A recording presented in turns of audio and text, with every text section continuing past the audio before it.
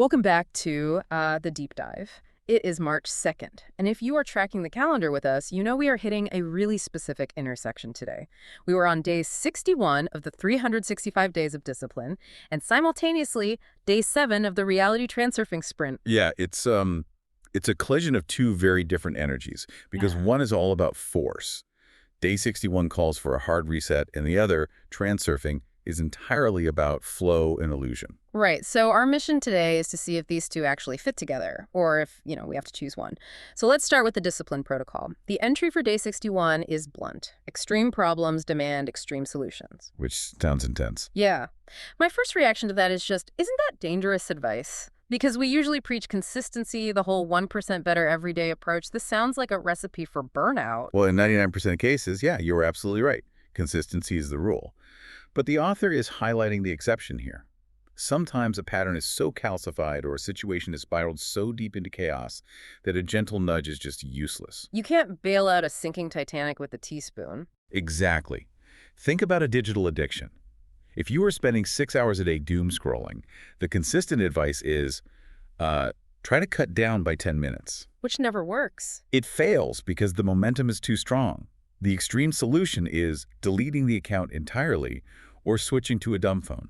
It's about severing the limb to save the body. So it's a massive interruption strategy. Right, it's a shock to the system. It breaks the hypnotic rhythm of the bad habit. Okay, but here is where I get stuck. If we just start taking extreme action and nuking parts of our lives, aren't we just flailing? I mean, it feels like we could easily make things worse by fighting too hard. And that is the perfect bridge to day 7 of transurfing.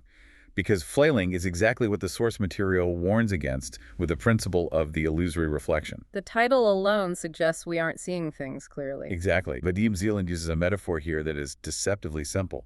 The kitten and the mirror. You'd imagine a kitten standing in front of a mirror. It sees a reflection, but it lacks the self-awareness to know it's a reflection. It thinks it sees a rival cat. So the kitten hisses. And obviously the reflection hisses right back. Right, the kitten feels threatened, so it arches its back and attacks. The reflection attacks. It becomes this self-reinforcing loop of aggression.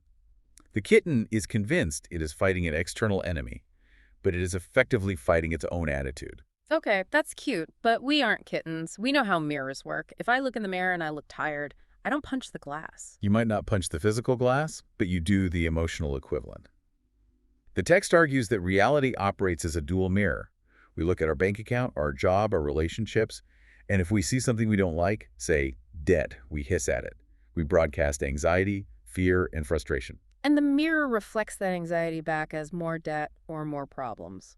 But here is the technical detail that most people miss, and it's why this is so hard to master. There is a time delay. A delay. Yes.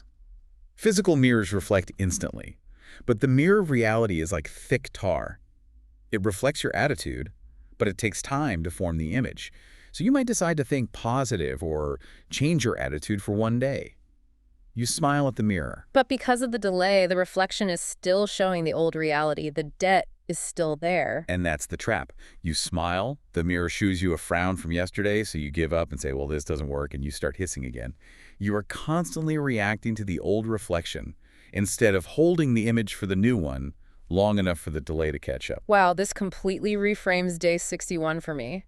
If extreme problems demand extreme solutions, maybe the extreme solution isn't running around trying to fix everything with physical force. Now you're seeing the synthesis. If you are in a crisis, the most extreme thing you can do is to actually stop reacting to the crisis. It sounds almost delusional, like ignoring the house burning down. It's not ignoring the fire. You still put it out, but you ignore the panic. The extreme solution is the radical discipline to withdraw your attention from the negative reflection. You have to stand in front of a mirror that is showing you disaster and stubbornly hold the internal image of success, knowing that the reflection must eventually change if you just outlast the delay. That requires way more discipline than just working harder. It's the discipline of not believing your eyes. You have to comb your hair, not the mirror's hair.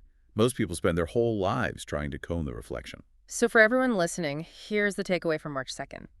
The hard reset you need might not be doing more. It might be the extreme act of refusing to hiss back at a reality you don't like. Just change the image. The reflection has no choice but to follow. I want to leave you with a question that might keep you up tonight. If reality is just a delayed reflection of your attitude, What face have you been making at the world for the last month that is creating the very problems you are complaining about today? And can you hold a smile long enough for the reflection to catch up? Think about it. We will see you in the next deep dive.